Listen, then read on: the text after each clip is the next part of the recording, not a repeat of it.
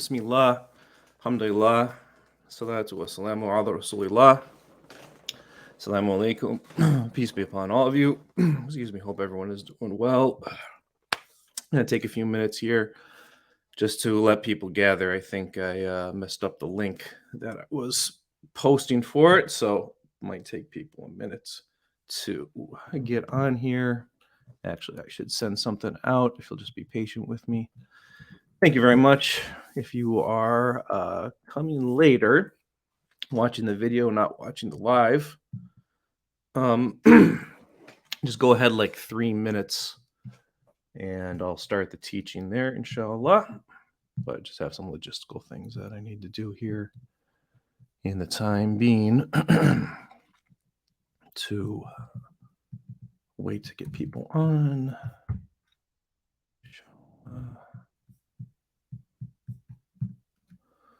Hope everyone is doing well. Finally had the end of my school year. Had my last day with students yesterday after a long school year that got extended by teacher strike in Minneapolis. Sorry. Some on an email list for this.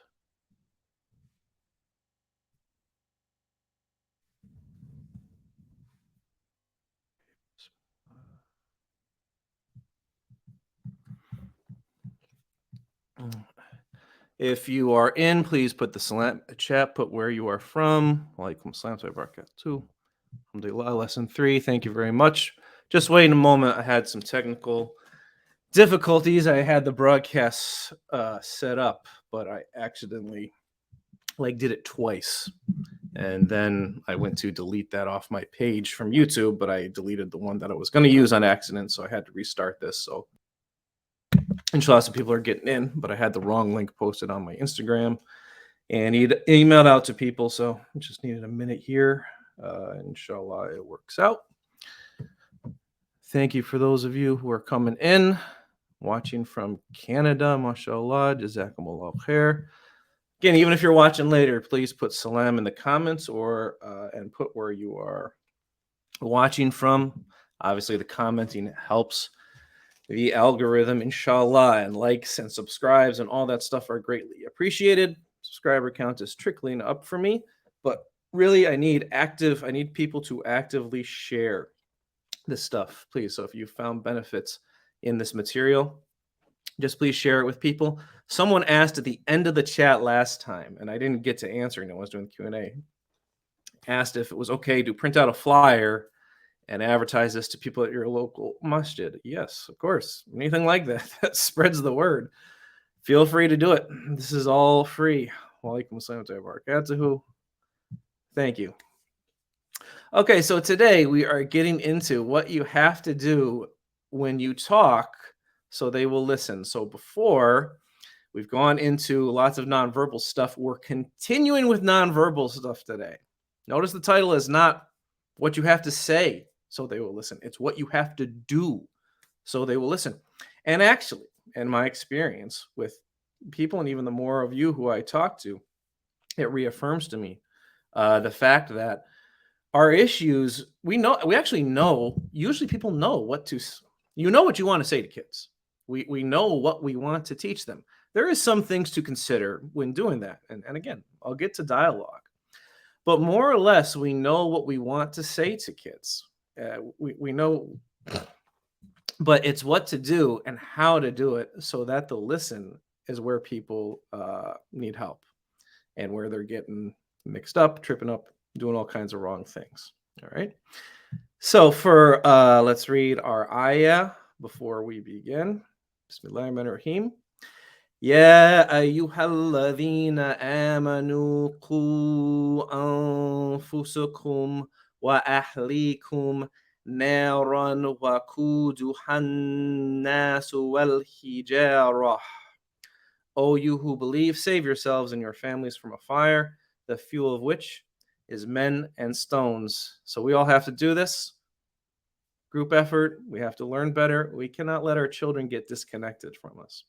Can't let our children get disconnected from us as parents. Can't let them get disconnected from the Muslim community. Can't let them get disconnected from Islam itself. Otherwise, we're failing in this task of ours. And when they get disconnected from us, where else do they go? It's not good. It is not good with the other places that they go.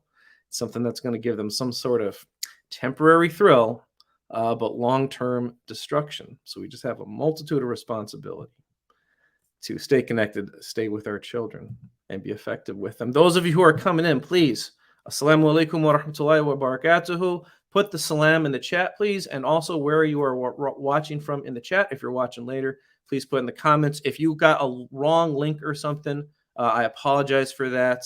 I got a little mixed up in what I was posting, and I had to do a new link right away, so forgive me for that. I appreciate it, and I'm going a little slow in the beginning here to let people catch up. Put the salam in the chat where you are watching from. Last time we also looked at the hadith where the Messenger of Allah, alayhi salatu wasalam, he says, whoever gives up argument when he is in the right, a palace will be built from him in the middle of paradise. And last time was about leaving off arguing and showing the nonverbal thing that we do when leaving off arguing. All the past stuff that we did, you can go to abrahameducation.com/parents. I have the videos for the course log there. I also have the unlisted videos that I'm showing in the course embedded in there in case you want to watch those separately, because sometimes there's some benefit to doing that, inshallah. Today we are getting into what you have to do when you talk so kids will listen, whether it's in an argument situation, talking back situation, or another. Allahu Akbar, we have Minnesota in the house. Enjoy the hot weather. Sister Suad, we have Vancouver, mashallah. Very appreciated. Been hearing from people all over. That looks like the UK flag. You know, alhamdulillah, it's just a beautiful thing about Islam. The way it brings people together, its universality, you know, and also the stuff that we are learning, how the problems are persistent across the board. And the teaching we've done so far in here and on this channel, you know, people are finding cross-culturally, there's cultural differences between all of us, yes, but cross-culturally, this stuff is effective, and this stuff is what is needed. All right, so those of you in the chat, I hope some of you were here last time. If not, I'm going to give a question, and I need you to answer in the chat also. So I hope some of you are current with the stream. I'm going to be ready to answer the question. When a kid talks back, what face is best to use when a kid talks back? Now take a close look here. What face is best to use when a kid talks back? Please put it in the chat. And there's a 10-second delay. I will wait. A, B, or C? I'll wait a little bit. Put it in the chat. Which face is best to show to a kid when they talk back to you? They're baiting you into an argument. You told them to do something. They reacted to it. Talk back. What is the best face to show them? Put it in the chat, please, A, B, or C. Even if you're watching later. Even if you are watching later, do a little timestamp and put it in the comments. Which one? A, B, or C? Advanced level. My advanced level students, please. Why? Which one is the best and why it is the best? Stretch the answer out a little bit.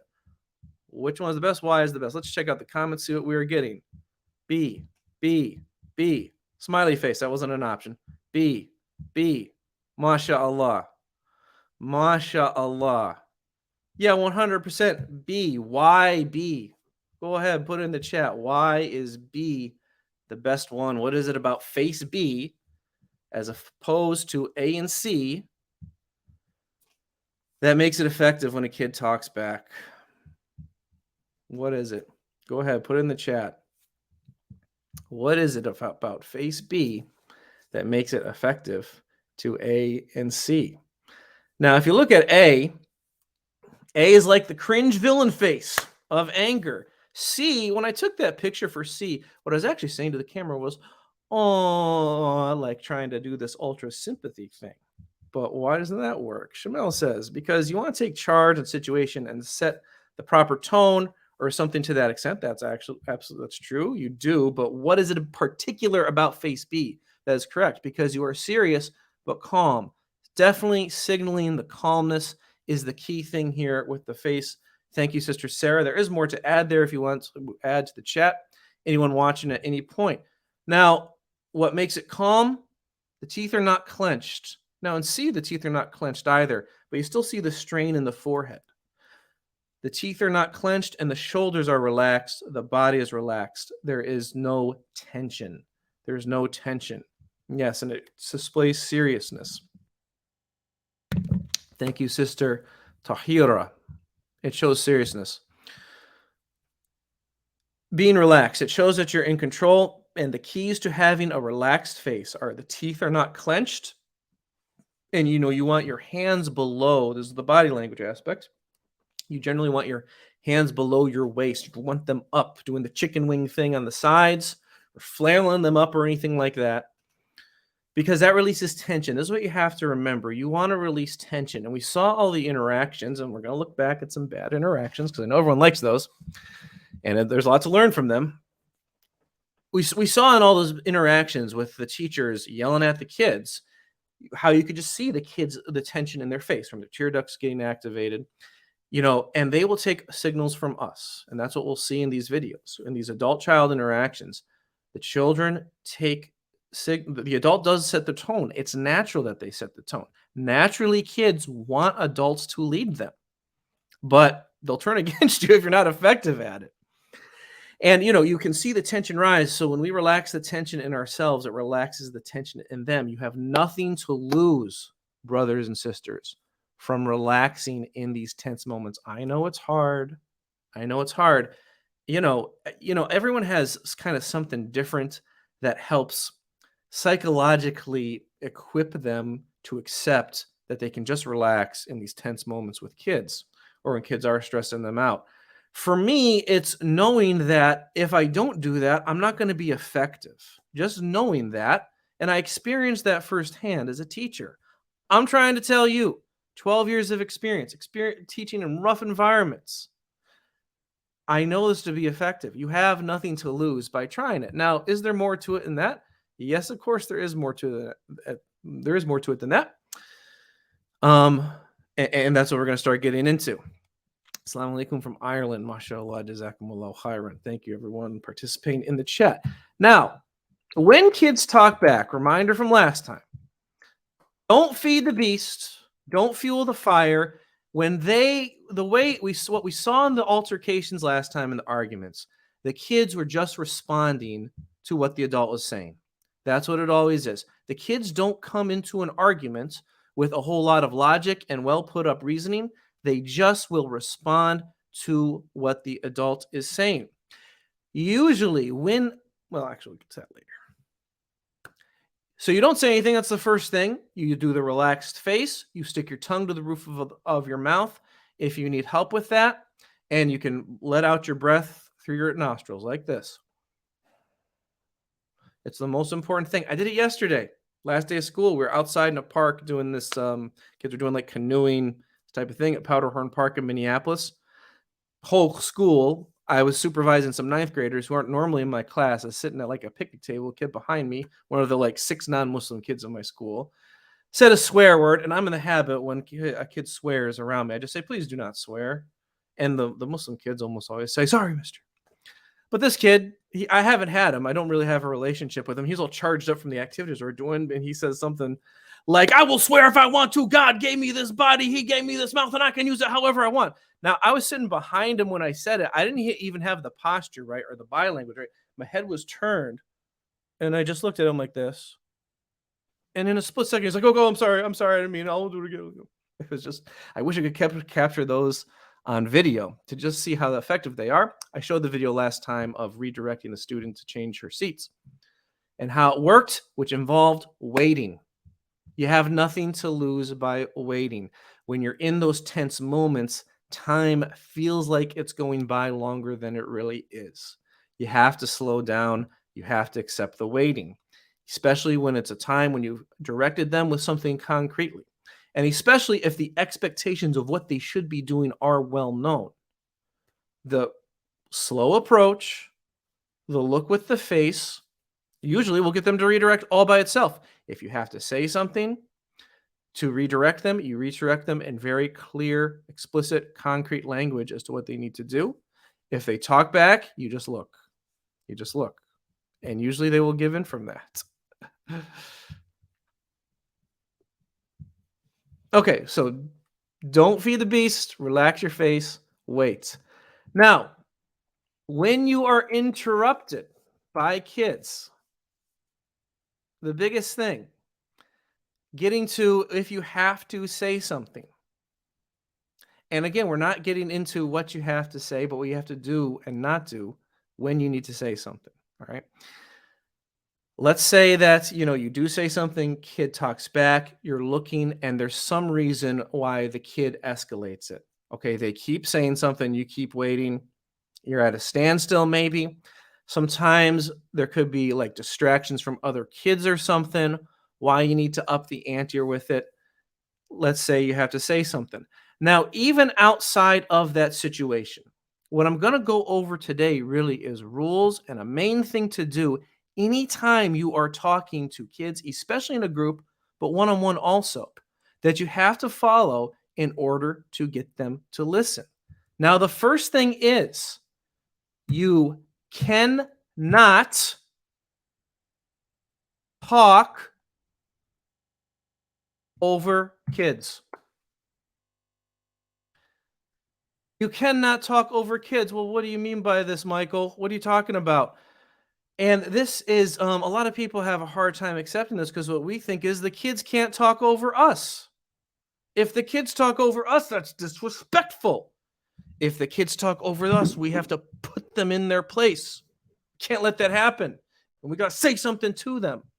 But brothers and sisters, this is rule number one. You can't talk over kids. It gets you nowhere. It is a huge thing that escalates when they interrupt and then you overtalk. It's a huge thing that escalates. And of course, too, again, actions always speak louder than words. That's the reality. And we want to train them to not interrupt. And that is not done by telling them, don't talk over me. It's done with our actions. So on that, we're going to look at some video. Let's look at some video. Some of this isn't, some of them are ones we watched before, but it's different parts, and we'll have some new ones, and then break down some of my own video, and we'll see what's going on here. Now you're talking about disrespect. You need to start. I am talking. This is what you're doing.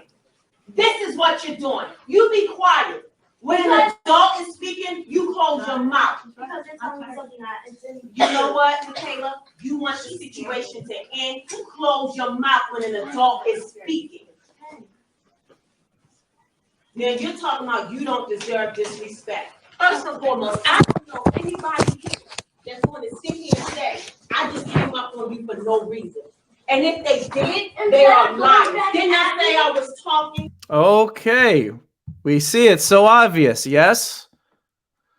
I am talking, all right? She completely escalated, tells her, when an adult is, she knows the thing to teach. That is correct. She should not talk when an adult is talking. That is proper respect. She got it for like a moment, and the girl is talking again. Close your mouth when I'm talking. She immediately opens her mouth. Incredible. It's not working. And this thing, this thing with this teacher, look, this video is 13 minutes long. It goes on and on and on. She just keeps escalating and escalating. It gets to a point she's on the other side of the room. Why do you think? Starts arguing with everyone else. It's just a mess. Just a complete mess. Okay, next one. Gonna look at some non-examples. And inshallah, we might go a little long today. I'm gonna get to some examples where I'm going to show you, or I'm going to show me in a situation where I had a very bad class and I'm having to say some similar things to the kids, but the way it's being done is entirely different. Oh, sorry. All day long. It's happened all day. You don't listen to anyone. They're respectfully asking you to put your phone down. You don't. They're respectfully asking you to stop talking. You don't. You just don't stop. You know, sir, I'm trying to get louder. I'm trying to get closer so you hear the instructions. You're not hearing the instructions. You don't need to touch your face with my face. Oh my That's the thing. You don't have to get in my fucking bubble. Out for a loss. You Sorry do about not the have to get swearing. in my fucking bubble. Ooh, stuck And for a you spit lot. on me too. Don't say shit. Ooh, Don't say shit. okay, that's enough of that. Whew. You just get stressed out just watching this. I mean, it's valuable to me. I was watching these last night, thinking over what I'm gonna say. My wife, she's stop. She's just getting stressed out just listening to it. And watching these, it should tell us just how ridiculous this looks. Now, again, you can't always see what led up before this, but as the teacher was saying, I was asking you respectfully before. He said before that, I asked you 5 times. Wow. It's almost as if just asking doesn't always do it. It depends on all these other factors. Depends on how you ask. And you see the escalation. It's very intense. Very intense, hard to watch. And again, you see commands being given. Very forceful commands being given, and they're not being followed, despite the force. And teachers don't know what to do other than to keeping up with the intensity, keep getting louder. And here's a substitute teacher, one of these poor substitutes. They have a hard time. Part of the reason they have a hard time, they don't know what they're doing. And they have substitutes. All of you. There is no hope for you. There is no hope. You get yelled at like this every block just by substitutes because you think you can walk in and pull crap on them, right? Yeah. Then get out. Stay out. Get out. Kid calmer than the adult. Out. Because you just said. See you're the gonna give tension in that girl's substitutes face. because you can. Now you can't do it. Out. I just paired my headphones listening to this audio thing. So He's talking back. just gonna do this now. He actually paused. Out. Why? Gives him more. Because things will be a lot better around here if you're not in here. I'm just gonna nut up and shut up. I'm just gonna see what it is. So, I'll, Kid's getting a total power trip.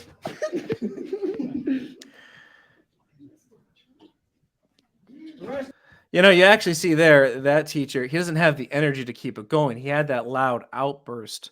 He's experiencing the down from letting his stress out. Sometimes that's what happens.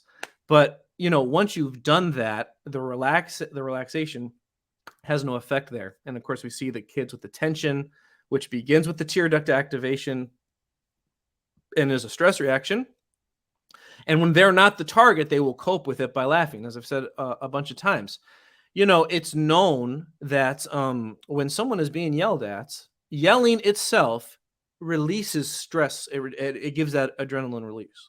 It's both a product of and a cause of releasing adrenaline. And I talked in the first course, if you did not see it, about when you get triggered by kids, you have adrenaline released in the bloodstream and you have to abort it through breathing. But it's also known the person listening to the yelling, they experience stress reaction too. And there have been studies that have shown that people as adults who were yelled at a lot in their youth, they're more likely to experience depression and anxiety. And, we have so many young people, young adults in our community complain about that type of thing. And it can get to a point where, you just need to escape it. And that, when someone's young in their 20s or whatever, that can cause them to leave home when they don't want them to, or set up boundaries with us or this type of thing, when we don't want them to or whatever. And, it might not be right for them to do, but they have some justification for it. And, especially if they've experienced so much of this, it can get to a point where you just feel like you have to escape it. Okay, one more bad teacher video, and then we'll start watching. I'll teach the thing that you need to know to always get kids to listen, to condition them to listen. And then inshallah, we'll have time. I have a little bit of a longer video of a bad class of mine, and we will analyze how I handled that. Here's another substitute. Or your teacher, and I'm your teacher today. And I don't appreciate you talking back to me. I don't appreciate rude to me. I really don't deserve that. I've been doing my job. You have not, all day long. All day long.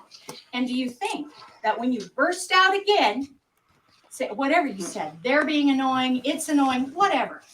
Do you think that when I'm reading, do you think maybe it's a little upsetting to me continually? Got the chicken arm going. Nothing. You should be quiet Talk and back let to your me do my response. job. What? So now at this point, he said something to her. I couldn't even understand what he was saying, but she responded to it. So now he's been told, okay, this is a back and forth. So he starts to get into a back and forth. They were all standing around me, poking at the fly with the ruler. That was actually me, sorry. Yeah, they were all around me. Yeah. Okay, so You see his stress with the hand going up and this type of thing. Some kids are actually on his side. did you say they're being annoying? I said You said stop. they're It's so getting annoying. Whatever. You said the word annoying, but you were disrupting me again because I'm reading a book and you're disrupting again. Whatever you're saying. And I used your word to turn it around back on you. You have been annoying. Arm all flailing. day. There is nothing wrong with that. Annoying means acting up, pestering. Now you see here, and this video got 15 million views, and the title of it highlights the fact that she can't define annoying when she's trying to do this. Now this is the thing, a huge part of the getting yourself calm first, you have to be able to think straight in these times, and you want the child to be able to think straight as well, and they're going to feed off of you. You can see her here, she's not able to process well herself. And that's only going to compound her frustration more. The kid's going to talk back, and then she's really going to lay into him, and it's a disaster. It means all the things that you've been doing all day today. A circular definition, nice. And it was your word Pointing. that I used. The word you had just said. I And I thought someone else is being annoying. Guess what, Flailing the mister? arm all around. You've been annoying all day long. Oh, So that's- wow. I won the You just be game. quiet. You Okay, look at that now. She, flailing the arm, goes to sarcasm. Guess what, mister? Okay, the sarcasm is really tempting with people. Your superior intellect to a child can feed you sarcasm easily. You cannot give into that. You cannot give into that. And you know, the point's been escalated up to here. So if you're calm from the beginning, you're not going to be in that frame of mind. But the sarcasm is a huge trap. You don't want to do that. She, points, arm flailing, goes sarcastic. He does the exact same thing. He puts his arm, he starts going his form of sarcasm, and then she's going into him now. But it's just amazing. You see so clearly right there. He's almost mimicking her, doing the exact same thing, because she's teaching him what's acceptable and what's not acceptable. She's teaching them, this is how you interact. This must be how adults interact, after all. This is how you problem solve, this is how you interact with people. That's what she's teaching them. You just be quiet. You have no business being dramatic, thinking you're going to tell me anything. I don't appreciate it. Now, I have enjoyed subbing for all of you guys, and I even enjoyed subbing for you, even when you were disrupting most of the day. But then when you started acting like I did something to you, then maybe I should just leave. That was too much. That was very dramatic. Stop. And I don't appreciate it. And you can storm out of here and slam your chair and do whatever you want to do. Sarcasm. But I still don't appreciate it. Okay. Thanks for being. Okay, Hassan, she's going to say thanks to the kids, to the other ones. Thank you who, weren't so bad. Hassan Khan says, kids don't respect their elders anymore. Yes. We must respect our teachers and elders. Now, look, this is like a depressing, upsetting thing for all of us. I also would like to live in a society where kids just respected their elders. But I talked in the first lesson about how it's not the way anymore. This is part of the fitna that Allah subhanahu wa ta'ala has given us. So we have to deal with it in an effective way, because you won't get that respect from kids unless everyone in the society is reinforcing it. You just don't. And in American society, we have not had that for a very long time. And in this century, America's exporting that to the whole rest of the world. Now, look, a lot of the things that teacher was saying in here, and people will watch these videos and feel for the teachers because they get so annoyed at how disrespectful the kids are. A lot of the things the teacher is saying is correct. She probably doesn't deserve it. I'm sure she doesn't appreciate it. She has a right to not appreciate it. He should listen, all this type of stuff. But look, that child, what we want from him is to actually take that lesson in. We want him to actually learn that lesson. And operating on stress reactions and getting into these back and forths guarantees that's not going to happen. Sarah says she was more calm but getting into arguments. I noticed the other kid playing with the phone, so he was more busy while they argue. That's a whole challenge you have as a teacher. When you have to one-on-one with a student in front of the whole class, just when you're teaching in general, you have to set everyone else correct really before you can do that to make sure they're listening. Now, how do you do that? How do you get kids to listen? Okay. When you're interrupted, and this is actually something not just for when you're interrupted. This is for when you're one-on-one talking with a kid. But anytime you're talking, this is part of how you get kids to listen. It's a huge part of how you get kids to listen. But when you're interrupted, what you have to do when a kid interrupts you is cut the sentence off that you are in immediately. And that's part of how you don't talk over them. You cut the sentence off. You allow yourself to be interrupted, essentially, in the middle of it. Then you breathe and you relax your face. Then you will restart the sentence quieter. Now, you restart the sentence. Why? Because this cutting off of yourself, this abrupt pause in the middle of a sentence that you do, that acts as a nonverbal cue to the kids to listen. It's also what communicates with your actions that when you talk, you're not going to hear what I have to say. And when you interrupt, this is not going to continue. Okay. Now I have lots of video of me doing this in class, and it's very helpful to see it live. All right. And to talk. So getting to ones where cutting off the sentence, allowing yourself to be interrupted, essentially. Doesn't mean you give into the kid's conversation. And again, the key is when you get cut off, whatever the kid says, you're not going to react to what they say. That's how you will get sidetracked and you'll get escalated and all that type of stuff. No, you're going to focus on you're going to value what you have to say. But by valuing what you have to say, you're not allowing yourself to be interrupted. You're just going to go back and restart. And look, too, when kids interrupt, there's different motivations for a kid interrupting. What is most typical, the rarest of motivations for a kid to interrupt and for a kid to talk back when you are talking, the rarest of motivations is abject defiance. And for the kid even wanting to argue, that's the rarest of motivations. We see that in these videos because they're escalated situations and someone's taken out a camera, and that's what's available. But the most common reason that a kid interrupts is just lack of impulse control, just wanting to throw a thought out or throw a question out. Sometimes it is, wanting to escape boredom. Sometimes it's that and do something more stimulating. Sometimes it's that. But wanting the abject defiance, that is usually not the motivation behind it.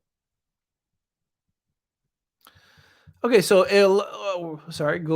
let's look at some of my examples of this. If you've seen other videos, I have both some that have been on my channel before, as well as some that are new. I'll go into one that's new. I have one that's long. We'll see if we have time for it today.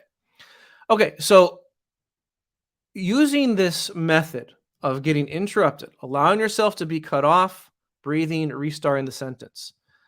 It's like the most effective way to get a class quiet when you're trying to talk in the beginning of a class that people don't realize. A lot of our teachers in the masajid need to learn how to do this, because when we have a lecture going on that's just kids, if there's majority adults in the lecture, then the kids will be quiet, because if they talk, like all the adults will look at them, this type of thing.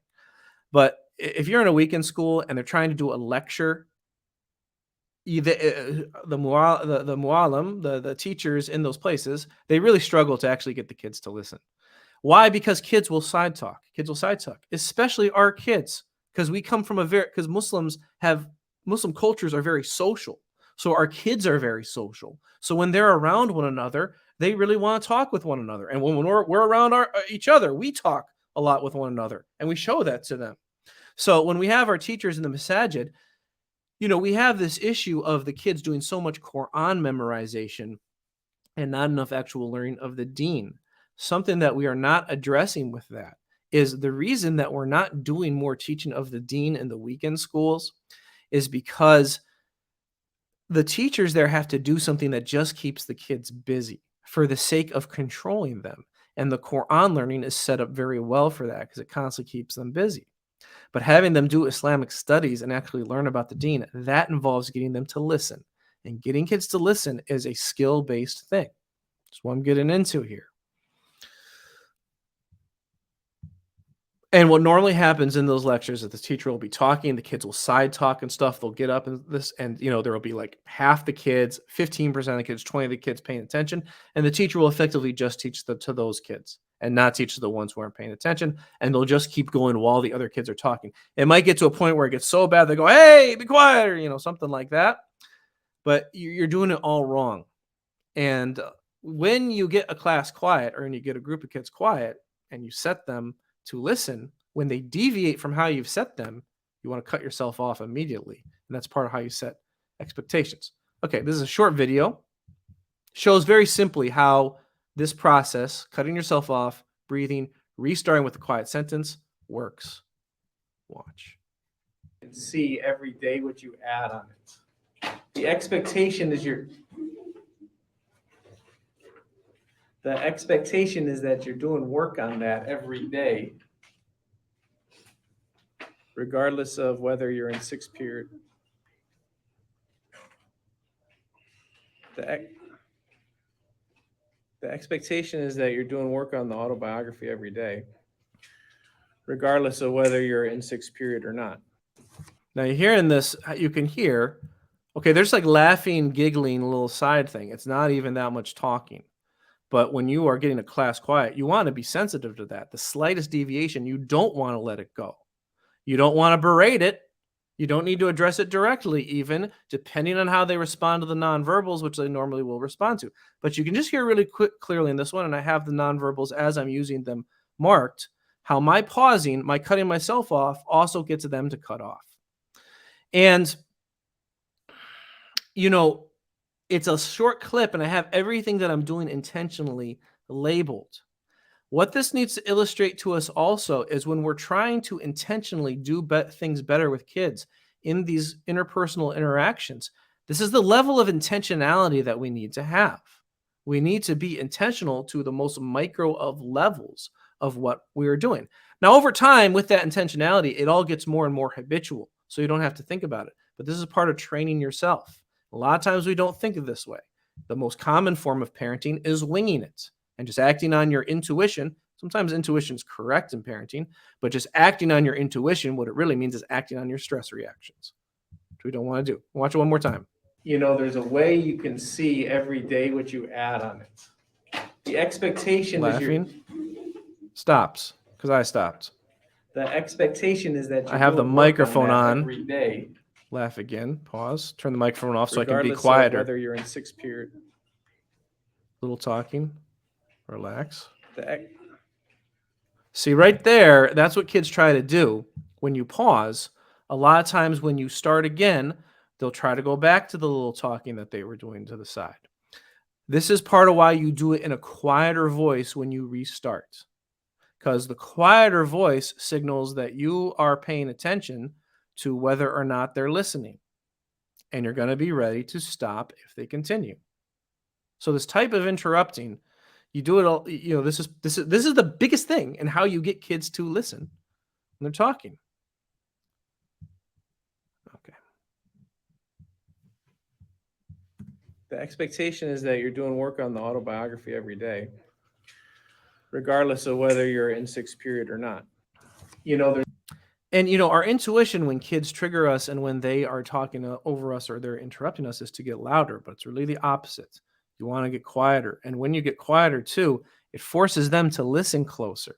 That doesn't mean as you're teaching or as you're talking, you don't rise in your voice. You can, but that restart after the interruption, it has to be very quiet. By the way, this method too, again, it works one-on-one with kids. Inshallah, I'll get to an example of doing it with the kid. And you know, I'm going to show some examples. I'm going to, you know, this isn't when I'm being talked back to. This is what interrupting while teaching. But I'm doing this to show how it works. I'm going to get to some examples where I'm interrupted, where I'm talked back to. But this method, this is very good for the dinner table.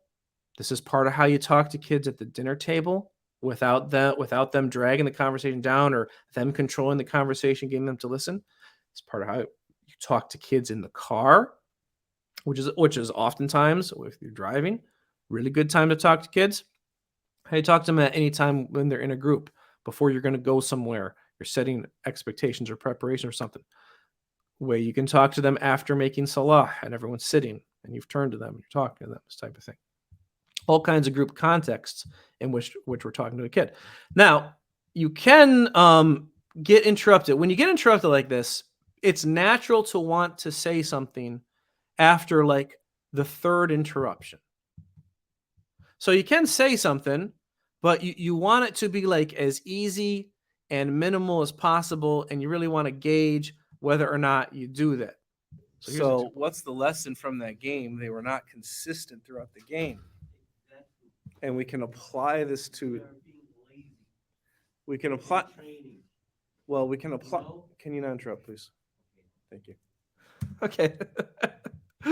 That's really simple. That's a really simple example. And, you know, this was easy. Number one, the kid, he's more being goofy and he's trying to participate in the conversation, but I want him to listen. But you see it work with their very 1, 2, 3, pausing when he interrupts. I just ask, can you not interrupt, please? He says, okay. You know, like just very simple. Let's watch it again. Can you not? I'm so sick in this one. And we can. So what's the lesson from that game? They were not consistent throughout the game. And we can apply this to cut off. We can apply cut off. Can you not interrupt, please? Thank you. Okay, and notice I'm trying to restart the sentence each time. I actually could have gone a little quieter there, but you can hear me doing it there. Cutting off and restarting the sentence. Okay, this is how with your actions you tell kids that they need to be quiet when you talk. Because if you keep talking while they are talking, for all intents and purposes, they can talk while you're talking. We can say to them, be quiet when an adult's talking all we want. Don't talk when I talk. Don't talk over. You can say that all you want. But if you don't stop your speech when they interrupt, then you're not actually telling them that. You're telling them that they can talk when you talk. You're telling them that they can change the topic and sidetrack you. Okay, now this gets to one where this is actually later on in the same class as the first one that I was showing.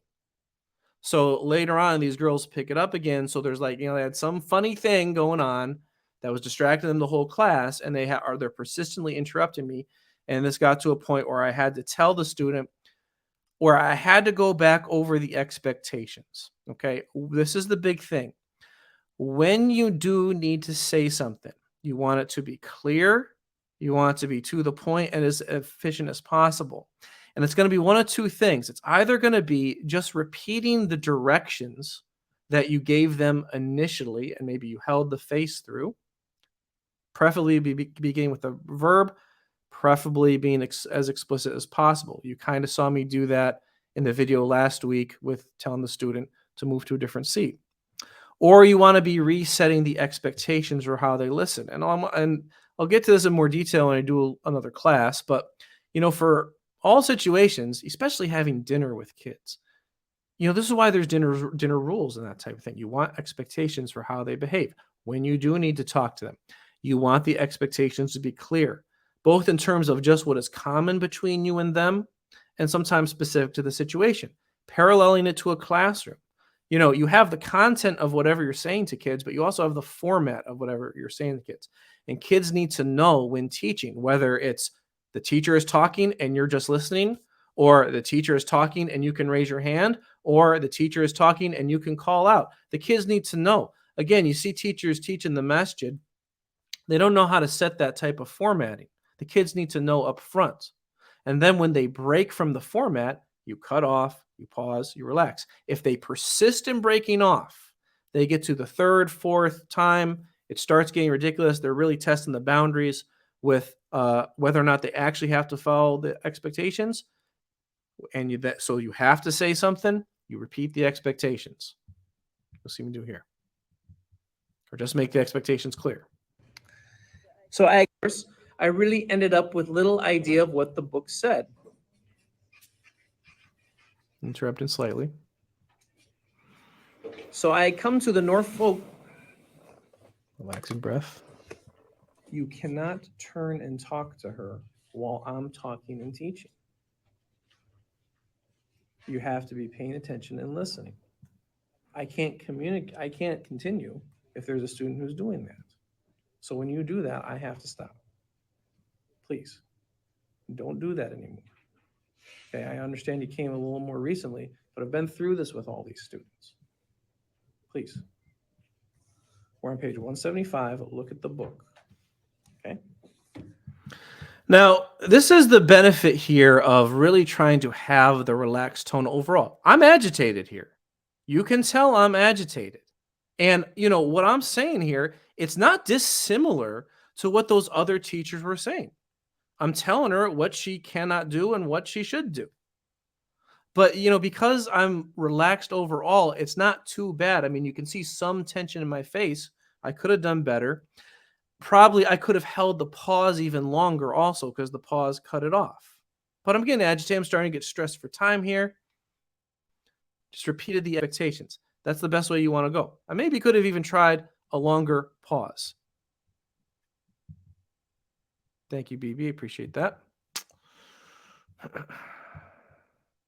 And, look, and again, key to that also is telling her, saying the expectation clear and relating it to, how it's going to affect me. There's these things. It's not like you're trying to set secrets for kids. Like I will talk with my students explicitly about this, like how when you guys talk, I'm just going to stop talking. So, and they appreciate that. So that way they know.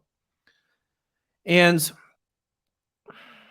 explain it, just when you talk, I can't keep going. And then also, telling her directly what she does need to do, just look at the book or whatever, those explicit directions. That's an important part of that too, because there's this whole thing where you tell a kid what to do. That's one thing. But if you don't give them what to do, that might leave them things unclear to them. And then they can choose to do something else you don't want to do. This pausing comes from this book, Envoy, Your Personal Guide to Classroom Management by Michael Grinder. Envoy is a behavior management system, one of the ones that looks at nonverbals. He calls the strategy incomplete sentence. Incomplete sentence. He has another strategy for getting the class quiet called above pause whisper, meaning where you do something loud to get their attention, and then you pause and breathe, then you start the teaching in that quiet voice and to get them to listen. As I was saying, incomplete sentence is what comes after that, where if you're talking and they stop listening or they interrupt, you cut yourself off. I'm going to read what he says here and then show you something amazing. He wrote this in 1993. He says, students who are not watching the teacher, but hear an abrupt stoppage in the middle of the initial phrase of the teacher's sentence will tend to freeze and look up. This maneuver allows quick transition to attentiveness. Okay. 1993, he's watching this after doing all his classroom observations through the 80s and 90s, a fair amount, which was done in the state of Minnesota, where I am in. When kids hear, look, that's the thing. It's not natural to hear a sentence not complete itself. That's not natural. So when that happens, a kid hears that, anyone hears that, what that nonverbal cue does to them cross-culturally is cue to them to pay more attention and stop talking themselves. It's amazing what he says about freezing and putting their head up. I'm going to show you something really cool here because he said that in 1993.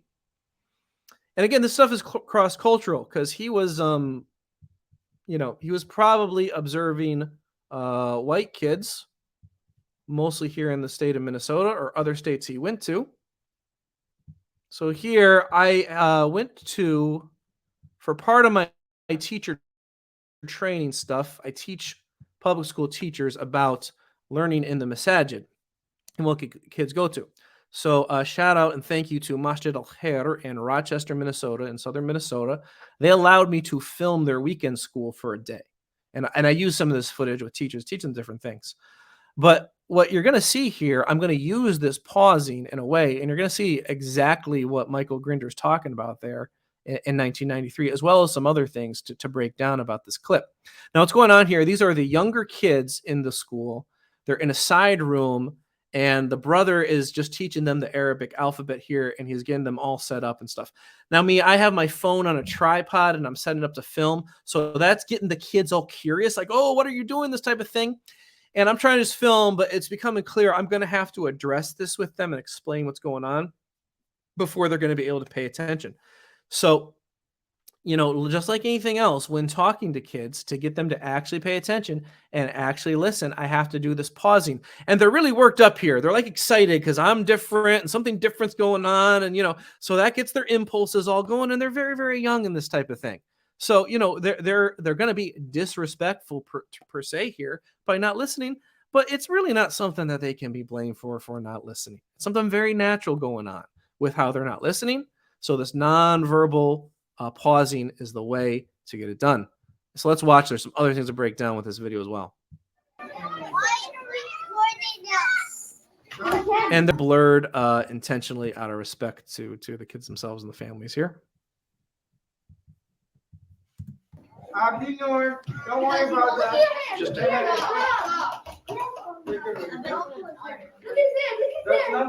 Hey, first of all, the brother, may Allah bless him, he's a great brother, knows the Arabic language very well. He's a world-class translator of Arabic, French, and English at the Mayo Clinic Hospital in Rochester, Minnesota, a world-class hospital. You've maybe heard of it. Wonderful brother, but he's not trained as a teacher, and he doesn't know how to teach. And just what we're seeing here, he's making a big mistake of trying to get the kids set up for this class one by one, going to each one of them, trying to get them set straight and get their books out and stuff. If you are trying to get the attention of a group of kids, do not ever do that. Because once you get one kid set individually and you go to the next kid, the kid you just got set will become unset right away, and it will become this whack-a-mole thing right away. To get kids set, something we can go over, but you stand in front of the class, you model for them and tell them explicitly exactly what you want to do, and you don't begin until they are all doing it. So he's just making that mistake, and that's making everything worse. And the kids are very talkative, very loud here. Hey guys, anything I use this for, you won't be seen in it, just so you know. I'll edit it. Pause. I'll edit it to blur your face up. The reason I'm recording you guys is because I'm a teacher. Okay, I teach at schools like they have here in Rochester. I also teach teachers. Okay. See, they're not used to a guy like me being a public school teacher, a guy who looks like me. And of course, they're very intrigued by the fact that I teach teachers. So they, hello, whoa, okay. They had some impulsive reaction here because they're excited and surprised about what I said. Can't get mad at them for that. Can't get mad from that, but it is an interruption. So I've paused. Okay, so Turn around, don't look backward. So pausing. One of the things I teach teachers about is Muslims. Okay, a few things. Gotta go back here a little bit. Now here I'm pausing. First of all, the brother, the fact that they interrupt, he continues making mistakes here. May Allah bless him. But it kind of stresses him out. He starts saying, okay, no, you don't want to, he's got to let me just do my thing here. He's making it worse. Got to let the nonverbals work. He doesn't know what I'm doing. But anyway, okay, watch as we keep going here. I'm going to point out some specific kids in the back here and see what they do. Okay? Okay, they're surprised. Okay, Turn around, don't look. Okay, you see the kid in the back in the gray jacket who's really talking, and there's actually a kid who's underneath the table right now. That is how unset this kid is. He's underneath the table. All right. And the other kid's talking to him, the kid in the blue sweatshirt, they're all talking. All right. And I'm going to pause here to get their attention. So when one of the things I teach teachers about is Did you see what happened right there? Watch the kid in the red jacket who came out from underneath the table, the kid in the blue sweatshirt, and the kid in the gray jacket when I pause here. I'm going to play it again. Watch. Watch their heads go up. Things I teach teachers about is. Do you see that? I'm gonna play it again. Slow it down. I'm gonna slow it down. This stuff is so exciting. This is so exciting. Here comes slow voice me. About is. Kid says something. Okay. Is about is. He says something. I pause. 1, 2, 3. All of them looking at me just like that. You see how that works? Guy wrote in the book in 1993, observing kids who were entirely different than these kids culturally. Here, 2022, works. It works. It just works. And you have to be really persistent from it, okay? It is triggering. It does feel like they're being rude, all that type of stuff. But you have to be more and more persistent with it. And especially in a situation like this, the kid's motivation in interrupting is definitely not abject defiance. They're not trying to test me. They're not trying to be rude at all or get away with something. It's excitement here. It's either just lack of impulse control. It's what it is here. Or it might be fighting boredom a little bit. Especially when it's those motivations of why they are interrupting, you should not have to go to redirecting them verbally. You shouldn't have to. The nonverbals themselves ought to work. Okay. I appreciate the wow. Thank you. Yep. I'm getting some people are seeing it. Appreciate that. Let's see here. I was going to continue. Whoa. Okay. Hit back at normal speed here. Pause, brothers and sisters. It's so simple. This is part of the beauty of it. It is so simple. You have to dissect it at the micro level here to get an appreciation for it, but it's so simple. Is about as Muslims. Pause. Pause. I teach teachers about. Wait, he's explaining something. Okay, a few things going on there. Number one, my pausing. They're responding to the cue. The brother's responding to the cue too, but it's stressing him out, and he gets more in redirecting them, which is not helping because that actually works them out. But the older kid to my left, what did he just say? You heard him go, hey, wait, he's explaining something. Now, when you're talking to a group of kids, this is part of what that pausing does. Because even kids who aren't controlling themselves or the kids who are struggling to pay attention, they will get social pressure from the ones who want to pay attention. And that you see happening here in the form of that young man verbalizing it.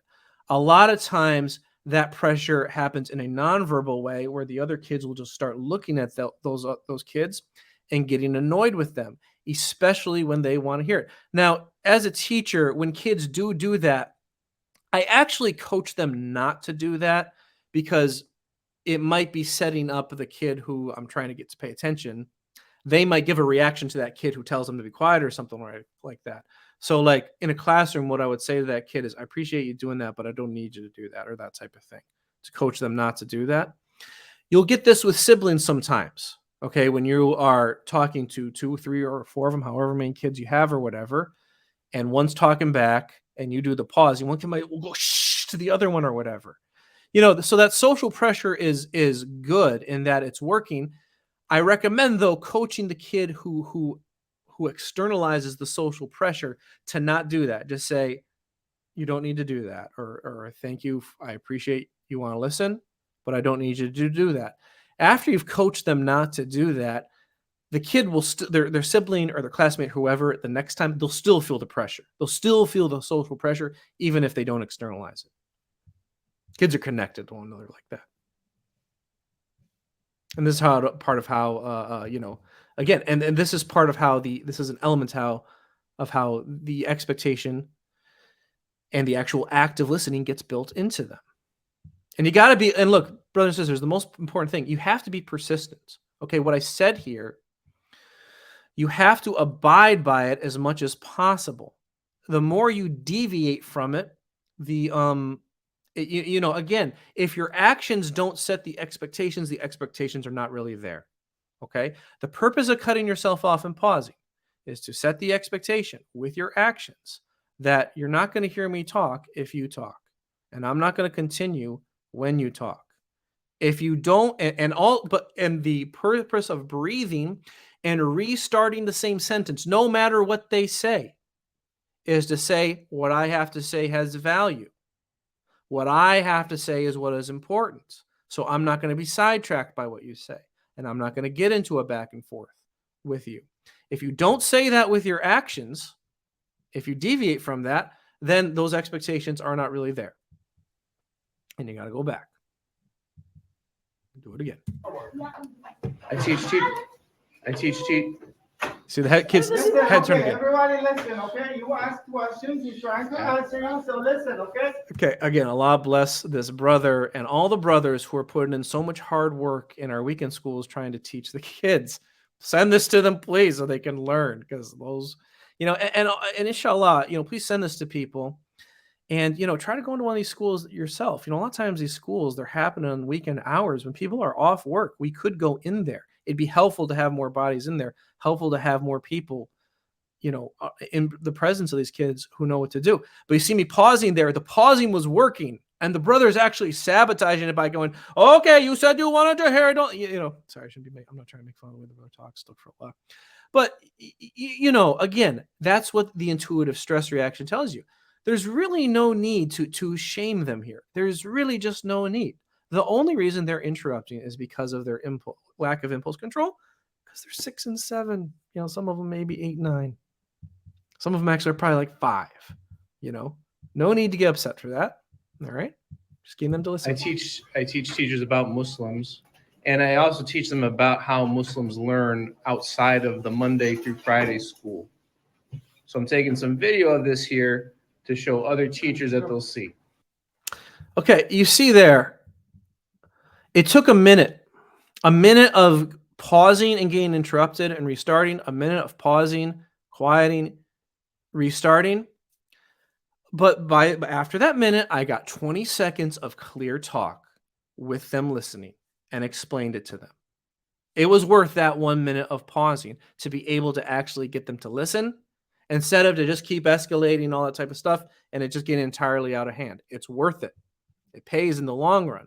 All right, now let's look. Let's see. We have 1 hour. Should I go another 30 minutes, brothers and sisters, or should we continue next week with, because I have some examples of getting interrupted where it's talk back and using the pausing, and then what you do from there. What should I do here? Bismillah.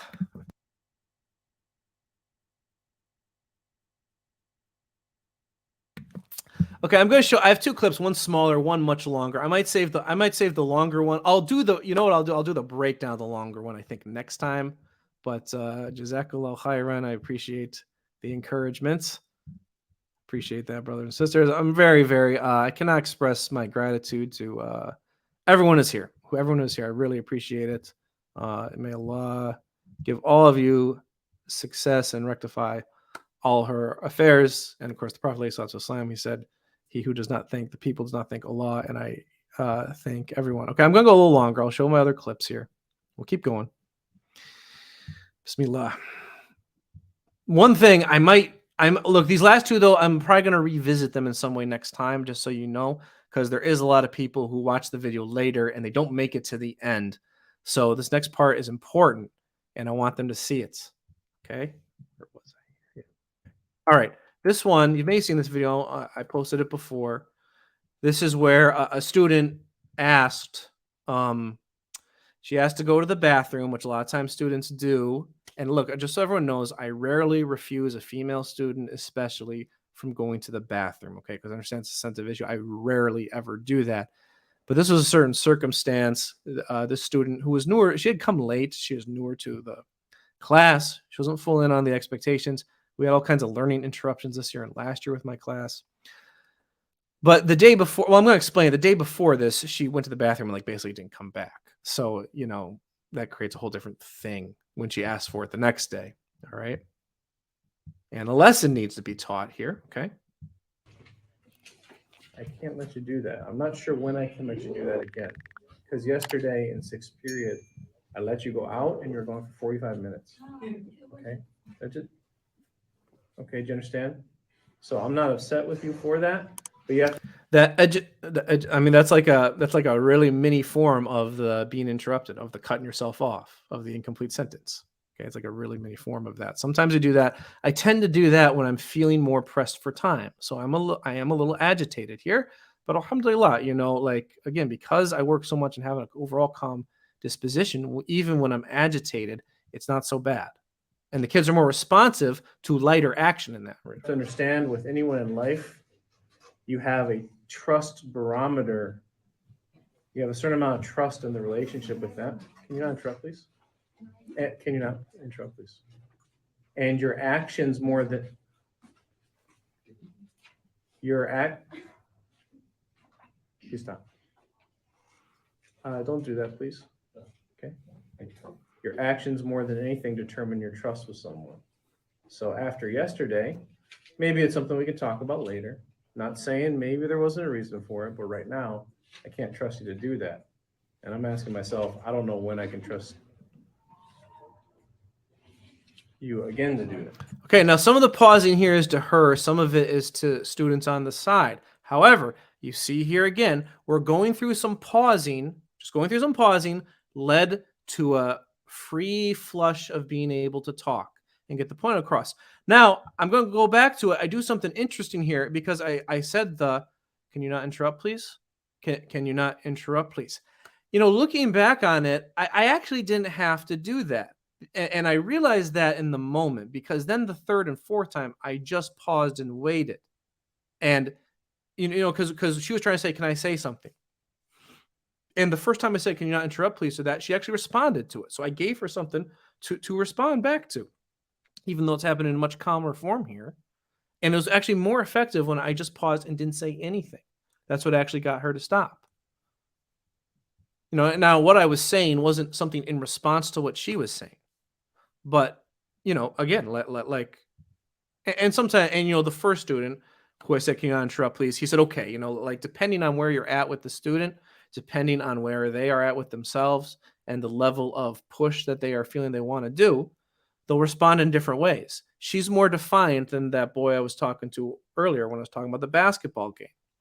So what was more effective with her was not even asking for her not to interrupt, but just not saying anything. Go back one more time. Watch this part. Interrupt, please. Right, okay. You have a certain amount of trust in the relationship with them. Can you not interrupt, please? Can you not interrupt, please? And your actions more than your act. Please stop. See, that second pause there, that wasn't because of her. That was because of another student. She's actually quieted down now. You can tell I try really hard too. Like if I'm getting into that with the student, like the second time I said, can you not interrupt, please? I said it quieter. That is a huge thing. That's a huge de-escalation thing. When you are going back and forth, you say it quieter. Inshallah. Okay, let's keep going. Sorry. Don't do that, please. Let's talking to another side student too. Okay, this is a thing about teaching also. When you're talking to a kid one-on-one, the other kids to the side, and again, this is a situation where the student has not been in the class as long, so their kids know the expectation, but it's just natural. The kids get bored or whatever when you're having a one-on-one with a student in front of the class, so they start side talking or whatever themselves. You can't let that go as a teacher. You have to stop that also. You have to get everyone listening. Otherwise, it's just going to escalate. You got to think of it like a fire, and it's smoldering. You have to smother it and put it out. You can't let it flare up. And that is how you are that's how you're high with expectations. That is how you are firm with your guidelines and how you hold kids to high standards. When they start to stray a little bit, you don't let them get away with it. But the way you handle it, when you handle it with these calm tactics, then it can actually be taken by them and it doesn't wear you out and they actually hear it. Okay? Okay. Your actions more than anything determine your trust with someone. So after yesterday, maybe it's something we can talk about later. Not saying maybe there wasn't a reason for it, but right now, I can't trust you to do that. And I'm asking myself, I don't know when I can trust you again to do it. Now, the maybe we can talk later about it is an important thing here, okay? Because sometimes there's these situations, the kid really has something they want to say, really something they want to talk out. And of course, there's a lesson to teach, and connecting things to a broader lesson in the moment, there's a place for that. It can be important. So this has to do with trust. Sometimes it has to do with respect, or has to be doing with serious. Okay, you do say those things in the moment sometimes, but again, not in these shaming type of ways. But the maybe we can talk about later type thing, that is important here, because that is going to disarm her a little bit, because it shows that I'm willing to talk about later. And also too, the whole thing, when there is a conversation to be had with these things, you don't want to have it in the heat of the moment. You don't. You want to get it removed, and you want to do the conversation later, or in a slightly altered context, even if it's quickly after that. And inshallah, we'll have enough time. I'll get here. We're going really long. Removing yourself in general, that whole idea of removing from the stress, disassociating from the stress. It's so important to this effectiveness with kids. And it's hard to do. But to me, what makes it hard to do is not knowing what else to do. So, inshallah, seeing how ineffective it is just operating on your stress reactions, seeing how effective it is when you use these calmer other tactics will empower people to try them a little bit. And you don't perfect these things over time. You don't have to be perfect right away, all that type of stuff. It's something that you work and refine yourself. And reflecting on is important. Okay, the next video, where I don't even know how. Okay, this is like a 15-minute video is the thing, brothers and sisters. This was from a really bad class that I had. Okay, this is one of my worst classes of the year. Now, as I mentioned,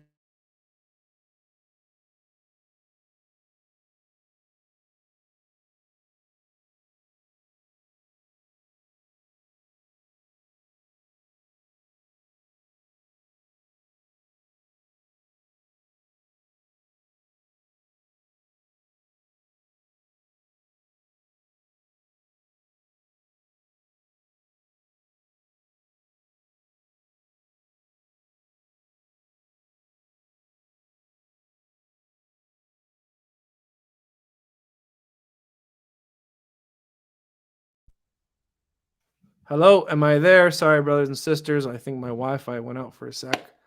Apologize for that. Hope you're still with me.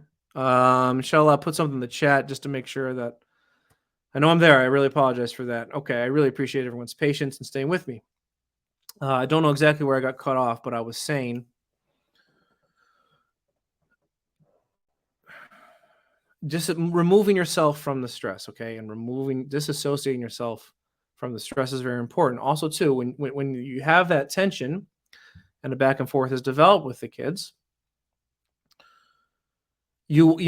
having there a lot of times there is a conversation to be had, and there's a lesson to be taught and talked out sometimes, but you don't want that to happen. Generally, you don't want that to happen in the moment. You want it to happen somehow removed from the situation.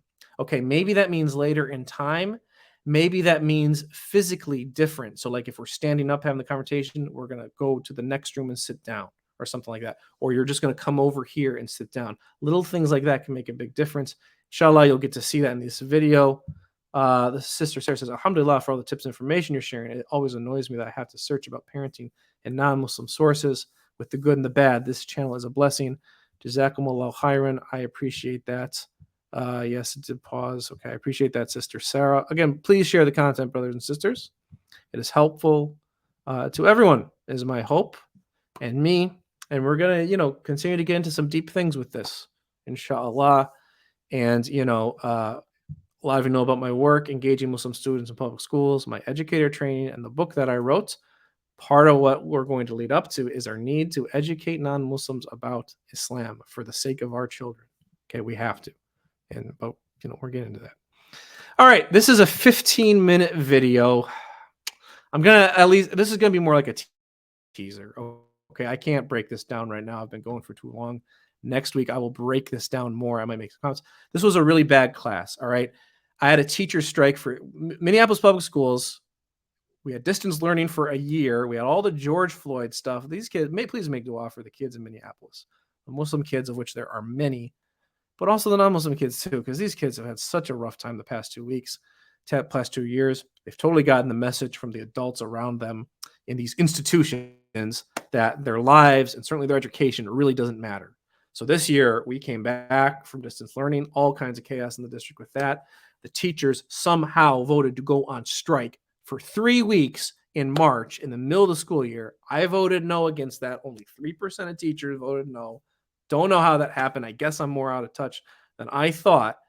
But we had 3 weeks off of school in the middle after having 2 weeks of distance learning in January, after having a year of distance learning before. So these kids are just dealing with nonstop interruptions. And every time you have an interruption in the learning, you come back from summer break, you come back from winter break, you come back from spring break, there's always an extent to which you have to reset expectations with kids in the classroom.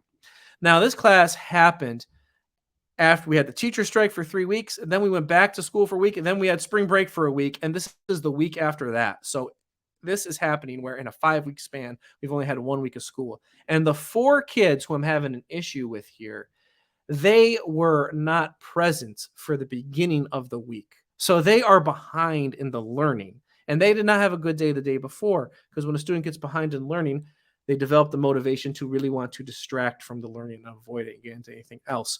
So when this clip is beginning, it's in the middle of class. I had them doing an activity where they're like studying their notes, helping each other memorize things, and then I'm asking them questions to recall it in preparation for a test.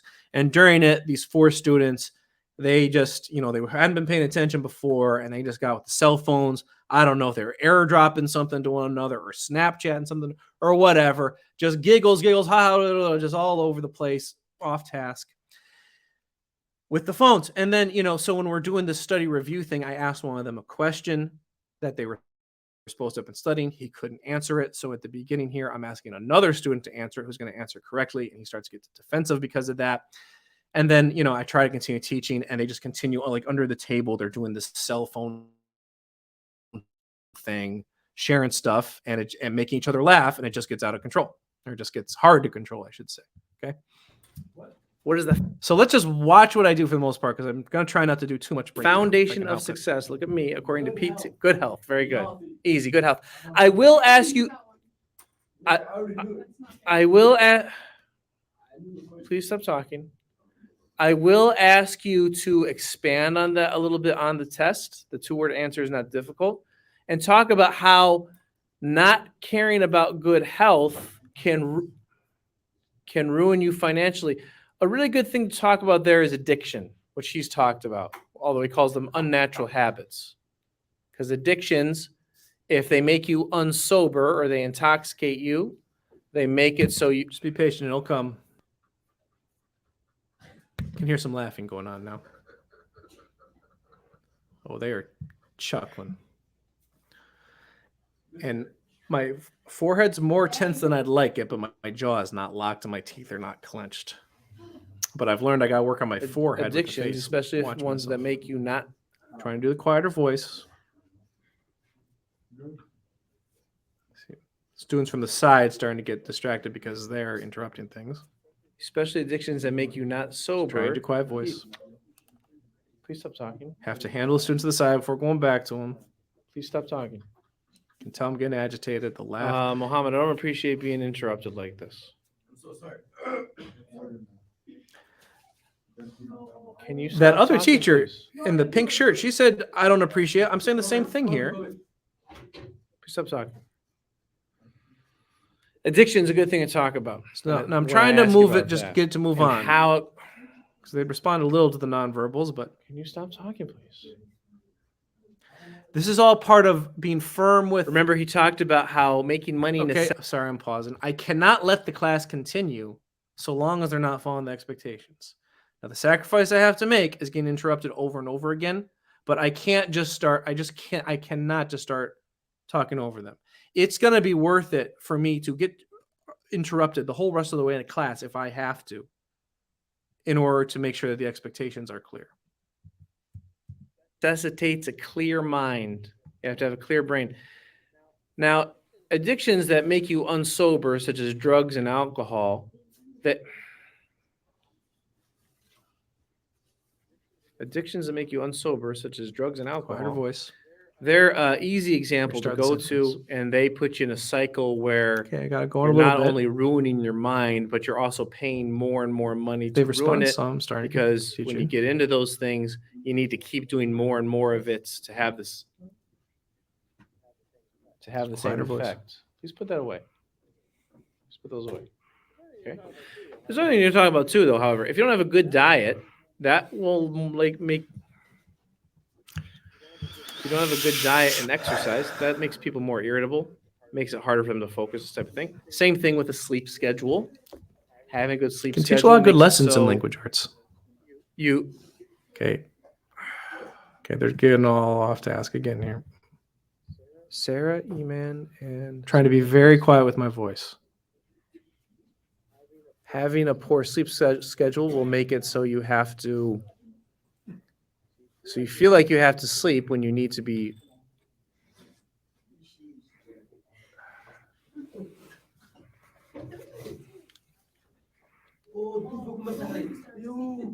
Sit down. Okay, they're just distracting themselves. Can you please sit down? She's trying to leave the room, one of them. She's a pro, that one. Sarah, Eman, and okay, this is constant. This has been constant. Please sit. Please. Can you stop talking? Now, they're having trouble controlling themselves. You know, I'm saying some of the same things that those other teachers said. I talked about not appreciating it, you know, asking them to be quiet, all this type of stuff.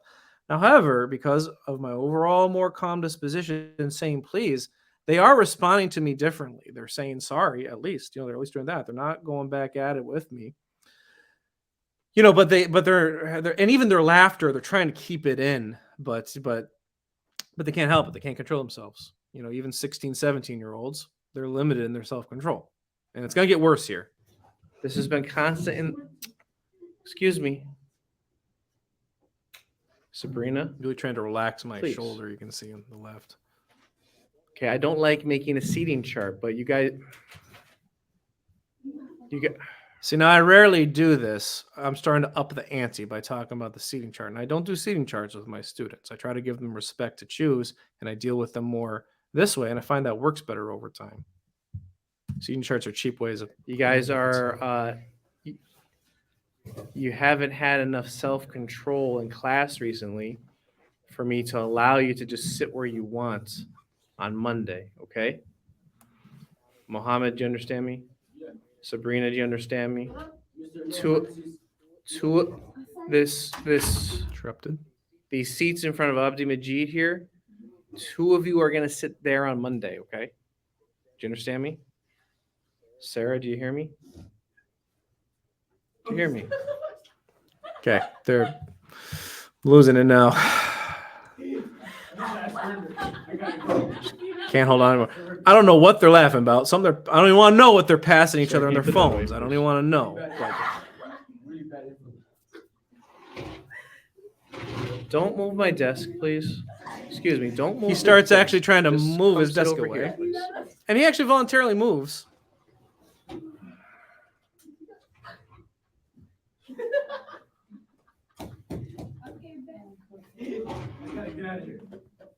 Please move over here.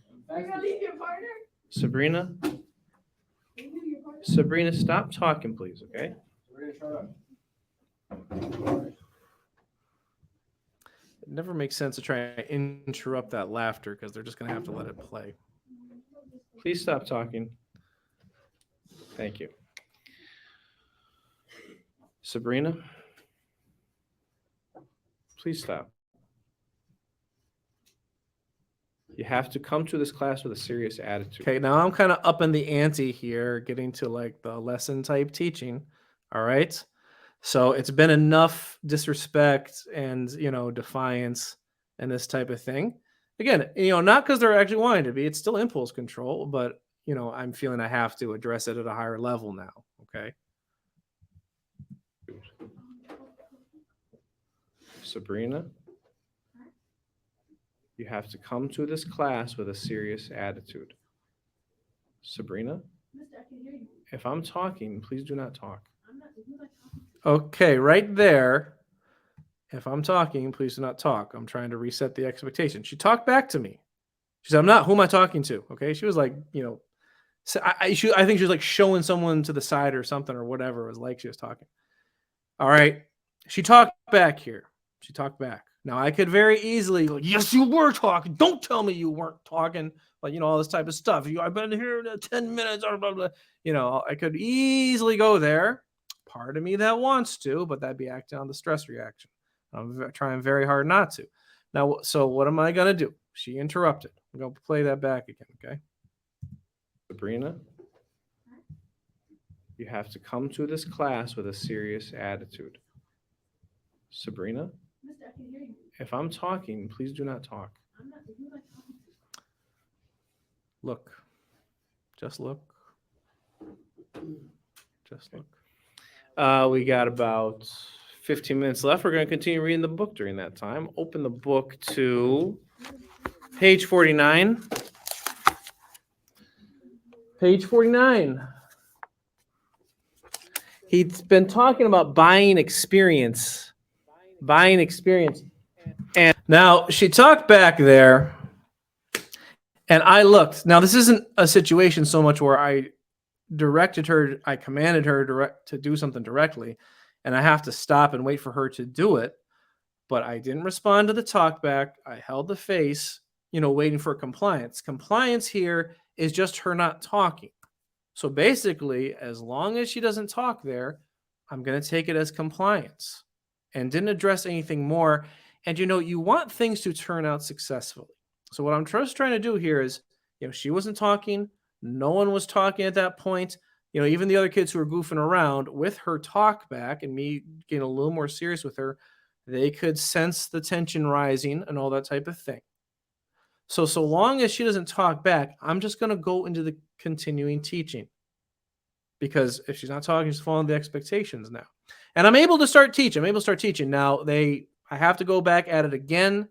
There is 9 minutes left in this video with Sabrina, the student there, who's, someone had many of her family members. She's a student, good student. But she can... she will go back and forth with the best of them. A lot of teachers don't know how to get her on task. But there's more to this video, but inshallah, where it can't go more than 90 minutes. You're killing people once you go more than 90 minutes on a live stream. So it continues as I start teaching. There is more interruption that I have to address. It gets to the point where I have to ask Sabrina to move her seat as well. And then I'm able to teach till the end and actually cut the video to cut out the teaching I do. And at the end, I have to try to address this separate from the tension of the in-the-moment situation with both Muhammad and Sabrina later. And I'll show you how I do that. And we'll talk about that. Also too, like, there's somewhat of a method or whatever to talk about with how you up the ante in this type of thing. And we'll talk about that, but still, brothers and sisters, we are still not even really getting into what we say, because, we already know what to say for the most part. There's some things to analyze about how we say it and how we approach it, and the nonverbals are just so much more important, and the point cannot be reiterated enough. BB says, this is a mess. They will not listen. It was a mess, but I do get them to listen eventually. It's not a good class overall. Sometimes classes are not good overall, and then when that happens, the goal is to set it up better for next time. So remember, brothers and sisters, when you're interrupted, cut the sentence off, breathe, and relax your face. Do the tongue thing if you have to. Put it to the roof of your mouth, relax your face, detend yourself, restart the sentence you got interrupted on from the beginning in a quieter voice.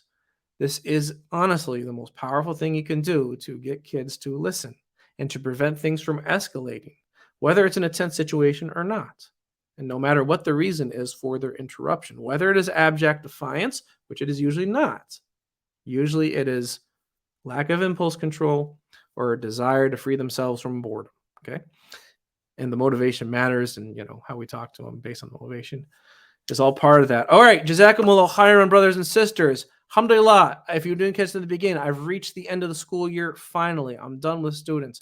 Taking my family out of town to northern Minnesota a little bit next week, so I'll be busy with that. I will be back by next Saturday to do our next lesson where we will break down this video and see where it goes from there.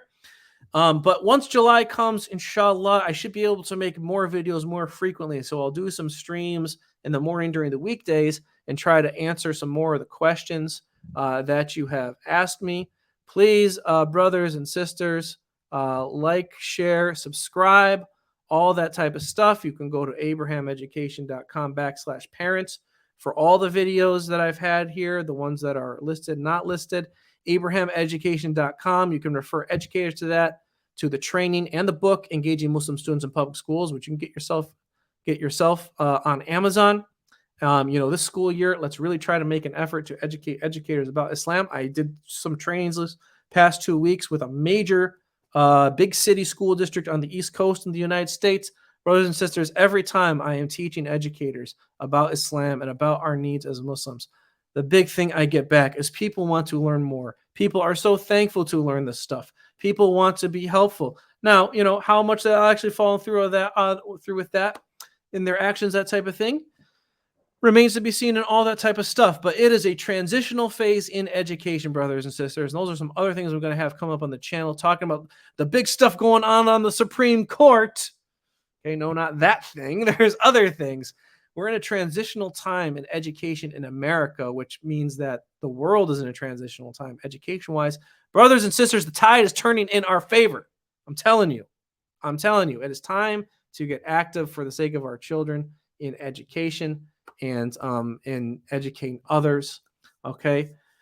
Ashhadu an la ilaha illallah wa bihamdik. I bear witness that there is none worthy of worship except Allah subhanahu wa ta'ala, and all praise is due to Him. I seek anything good that I said comes from Allah subhanahu wa ta'ala and His ni'mah and His blessings upon us. May Allah bless us, guide us, rectify our affairs, and rectify us and our families, and forgive us for our sins. Allahumma ameen. Anything wrong that I said comes from my own deficiencies and the evils within my own soul, and I seek repentance from Allah subhanahu wa ta'ala alone.